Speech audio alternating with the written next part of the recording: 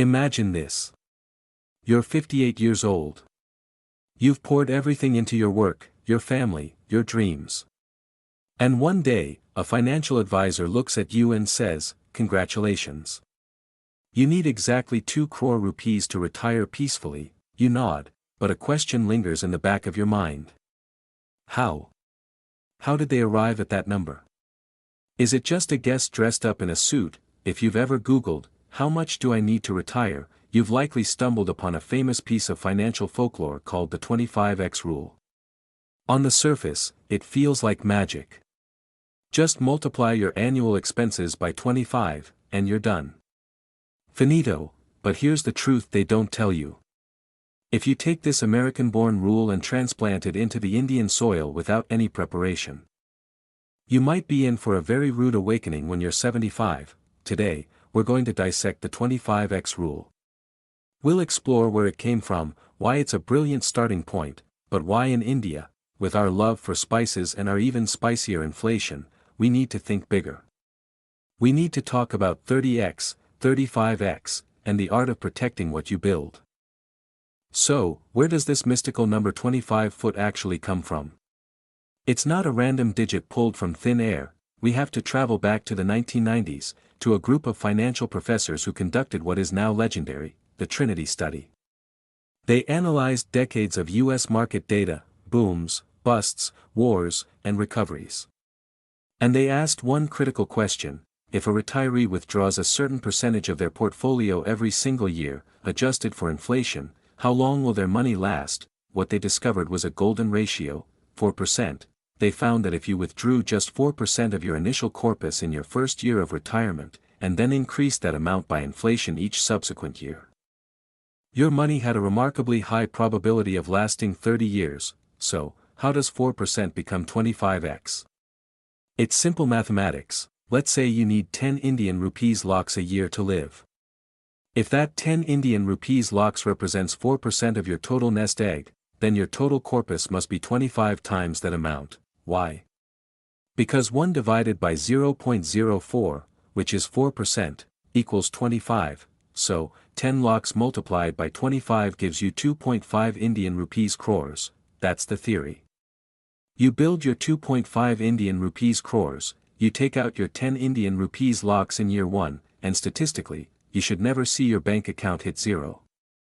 But here is where we slam into the pothole of Indian reality. That 4% rule was built on an America where inflation hums along quietly at 2 or 3%. Now, look at our home. What is your real-world inflation? If you're renting a home in Mumbai or Bengaluru, buying vegetables for your kitchen, or paying for your parents' medical insurance, your personal inflation rate is creeping closer to 6 or even 7%. Sometimes higher. If you apply the 25x rule blindly in a 6% inflation environment, you are going to run out of runway. Fast, let me paint you a picture. Let's say you need 12 Indian rupees lakhs per year today to live the life you want. The classic 25x rule says your target is 12 Indian rupees lakhs x 25 equals 3 Indian rupees crores. It sounds like a lot, right? But now, let's fast forward just 15 years. At 6% inflation, the purchasing power of that 12 Indian rupees lakhs has been cut in half. To simply maintain the same lifestyle, you now need to withdraw 28 Indian rupees lakhs per year. Suddenly, that safe 4% withdrawal has ballooned to 7 or 8% of your original corpus. It's like trying to fill a bucket with a hole at the bottom. To combat this uniquely Indian challenge, we need a thicker shield. We need a safer, more conservative withdrawal rate. If we assume a 3.3% withdrawal rate, our multiplier jumps to 30. 30x expenses, 12 Indian rupees lakhs x 30 equals 3.6 Indian rupees crores. And if we want true, sleep well at night safety, assuming a 2.8% withdrawal rate gives us 35x. 35x expenses, 12 Indian rupees lakhs x 35 equals 4.2 Indian rupees crores. For the Indian retiree, aiming for 30x or 35x isn't paranoia.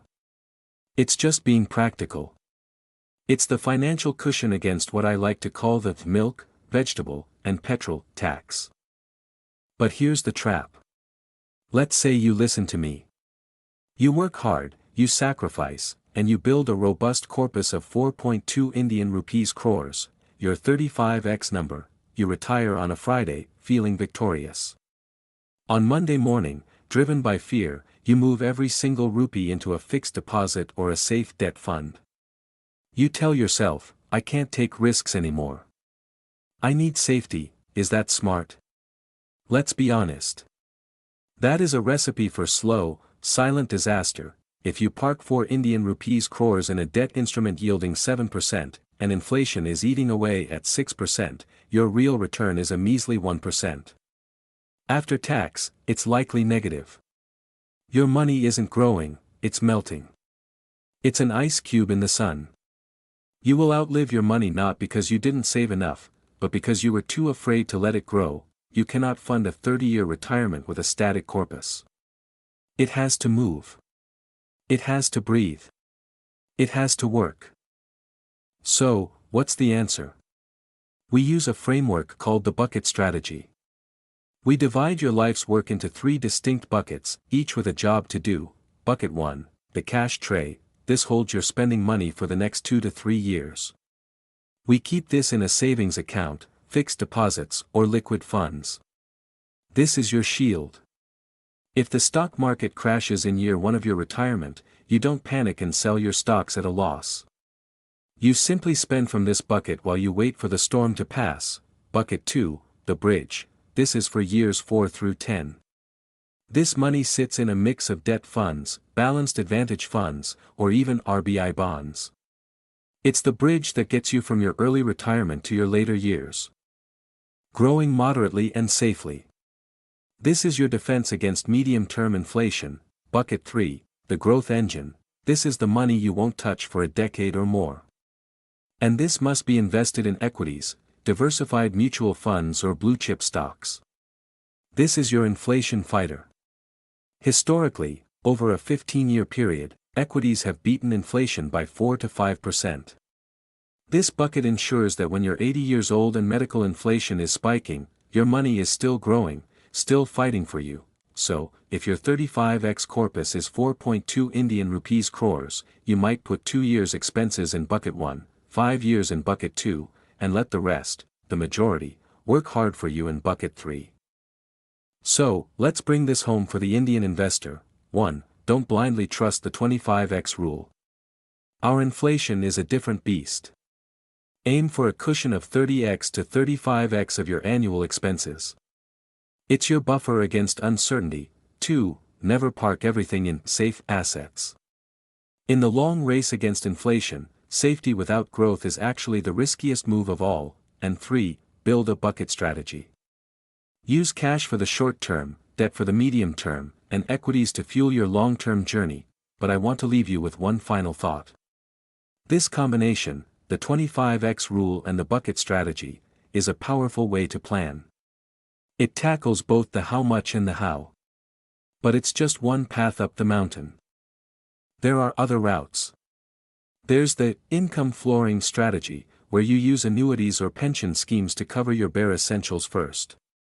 There's the dynamic withdrawal strategy, where you learn to flex your spending based on how the markets are treating you. So, if the 30x number feels overwhelming today, or if the bucket strategy sounds complex, don't worry. We are going to explore all of these strategies together in the videos to come. We'll break them down until we find the one that fits your life. Retirement planning isn't a one-size-fits-all formula. It's a custom-made suit, and we've just taken the first measurements. If this resonated with you, hit that like button and subscribe so you don't miss the next piece of the puzzle. And let me know in the comments, after hearing this, do you feel your retirement number is enough, or is it time to aim for 35x? Thanks for watching. I'll see you in the next one.